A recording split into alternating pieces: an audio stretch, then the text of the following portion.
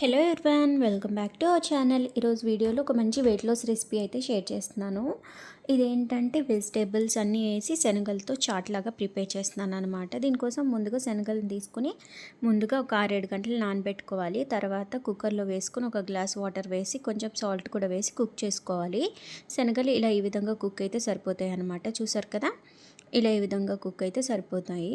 ఇప్పుడు వీటిని ఒక బౌల్లోకి అయితే తీసుకుందాము. నేను ఇక్కడ ఒక కప్ తీసుకుంటున్నాను, అలాగే ఇంకొన్ని కూడా యాడ్ చేస్తున్నాను, ఇద్దరికి సరిపోతుంది.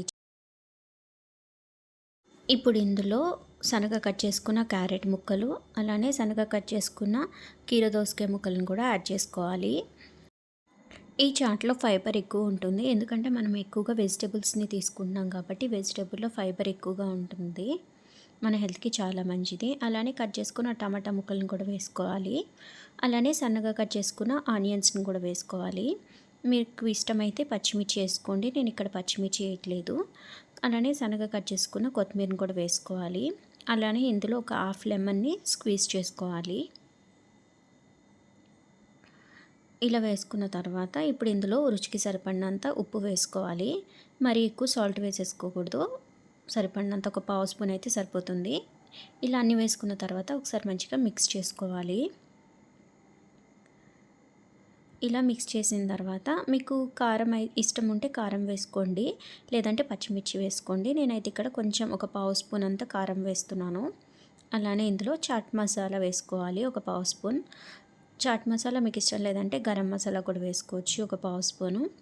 ఇలా వేసుకున్న తర్వాత మళ్ళీ ఒకసారి అంతా కలిసేలాగా బాగా మిక్స్ చేసుకోవాలి.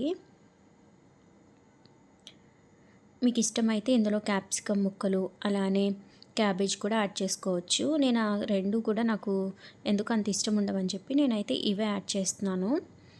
కీరా, క్యారెట్, ఆనియన్, అంతే, ఇవే యాడ్ చేశాను. చూసారు కదా, మంచిగా చాట్ అయితే రెడీ అయిపోయింది. ఇప్పుడైతే ఒక బౌల్లోకి వేసుకొని తినేయడమే. ఇదైతే డిన్నర్గా నేనైతే ఇక్కడ తీసుకుంటున్నాను.